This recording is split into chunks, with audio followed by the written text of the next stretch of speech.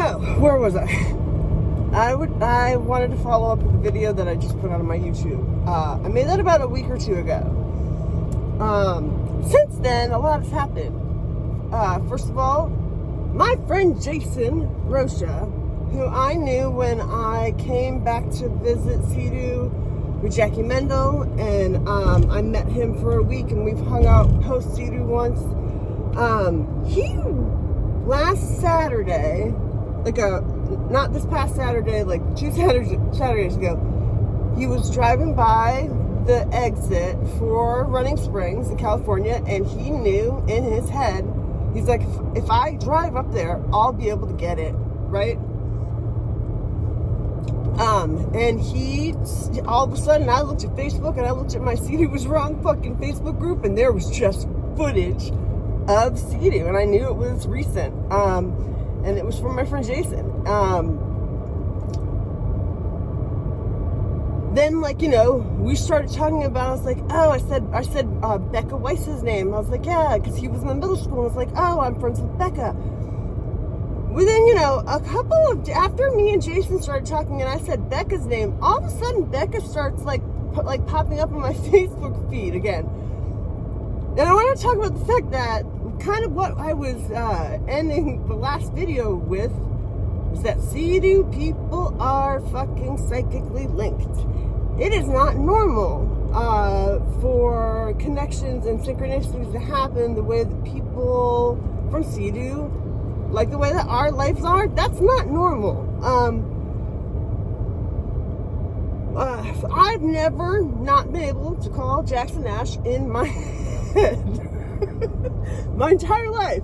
I've been able to think of Jackson if I wanted to. He will fucking call me, or he will text me, or he will find a way to reach out to me. It's just been like that my whole fucking life since I've known him. So much so, that, I realized that when I had, my first boyfriend after Jackson, Tim, when he would be on tour in England and I really missed him, I would try to psychically call to him, and he didn't answer. So I think I pretty much broke up with him because I didn't think that we had a strong enough connection, because he didn't know when I was calling him in my head. I've written many songs about this.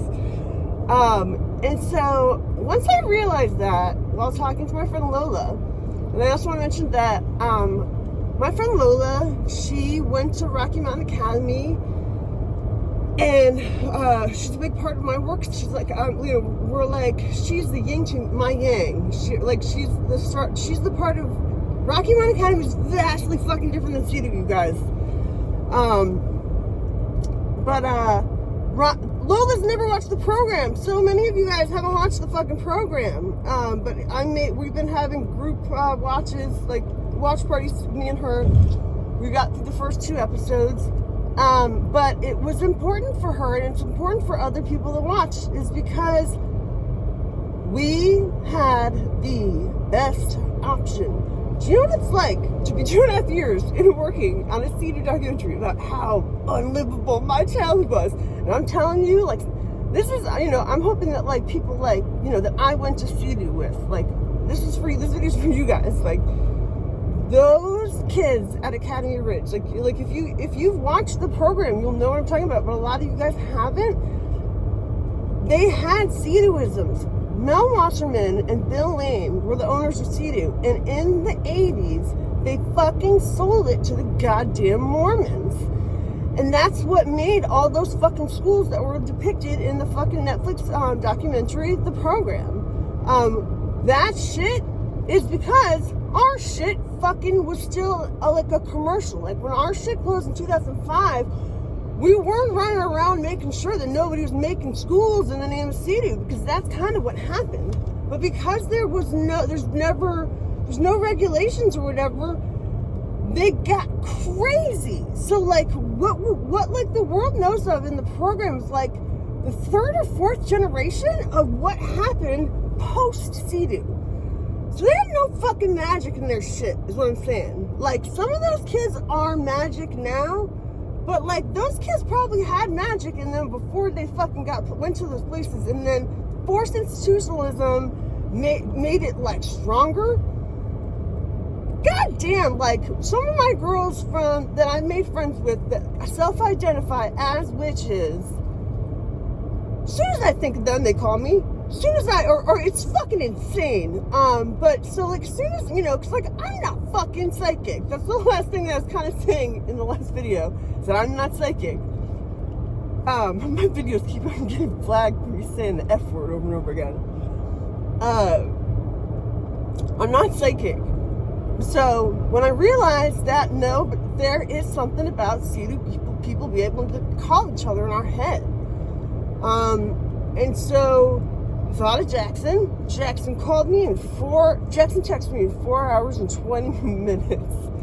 A couple days later, I tried it with my friend Leanne. I thought of like my peer group, but I really thought of Leanne. Actually, it was just that I knew Leanne was going to be the first one to call when I tried.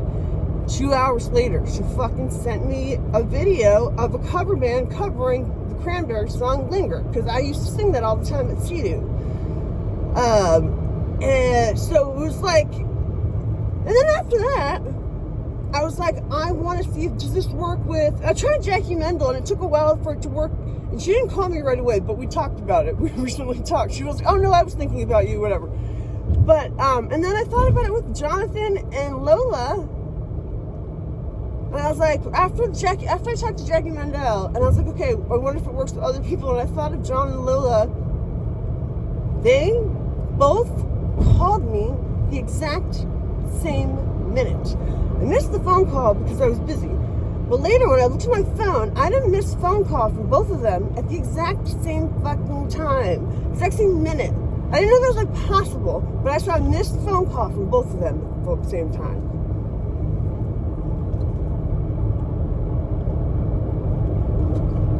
What I'm saying is, we are connected. We're all waking up at the same fucking time because we're all talking to each other. Jason just walked on the campus. But what I want to say is, think about your friends. They will call you. Think about the people that you miss. Think about, like, people that you are in touch with. See if they'll call you. Or, like, just think about who you think will probably call you and see if it works. I swear, we are all, like, there's a Swerve Driver song called Duel. The lyrics are, you've been away for so long, you can't ask why, but a million stars tonight could spark neon from candlelight. We are powerful. I don't know what the fuck we're for yet, but I swear to God, during COVID, when there was that whole rebirth of people fucking making Imagine covers, that was somebody trying to fucking wake us up. Obviously. Think about it. So, I don't know. It's a crazy video to put in the world. But we were a part of something huge. And I don't know if it's, like, not over or whatever, if it's over or not. But, like, we're gonna be okay. See, the people don't, like, we had a horrible, and, like, trying to remember what we went through was bad, but we had nothing compared to the other kids. I want you to remember that. But also, like, there's good in it. Like, talking to other CEDU people, there's good in there. And we have something that other people don't have. If you graduated CEDU, if you got past the Imagine, basically, if you got past the Imagine, or if you graduated and you're alive today, there's a fucking reason. There's a lot of people there's a lot of people I'm just finding again, and I just want to say, I love you. I've been making a documentary about CEDU for fucking over 2 years. For longer than I was at CEDU, I've been making a documentary about CEDU. Somebody from CEDU just made a post about, like, there's some vacation, like, summer camp for adults. And they're like, doesn't this kind of feel like Summer Olympics at CEDU? And somebody was like, I just want to get fucking white girl wasted with my friends. And I was like, that would be the most fun thing I could ever fucking think of in the planet.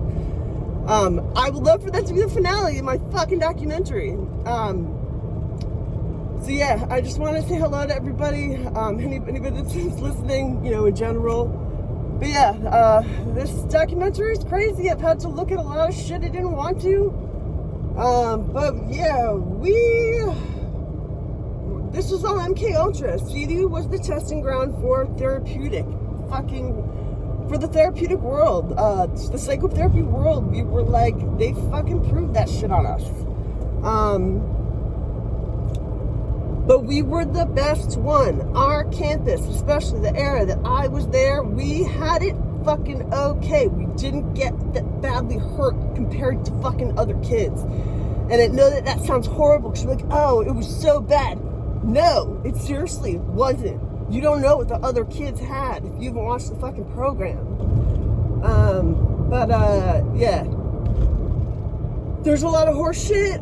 My life has been completely ruined because of trying to make this documentary, like trying to help a younger generation, because I walked into shit. I had no clue how bad it was. I guess that's all I can say. So, if you ever hear me scream about a woman named Catherine McNamara or Katie Mack, stay the fuck away from her. She's the devil. I'm more afraid of Katie Mack than anyone on the fucking planet. But yeah, I just want to say hello to everybody. This is part 2, of my CEDU documentary update. I see you, CEDU survivors. Goodbye.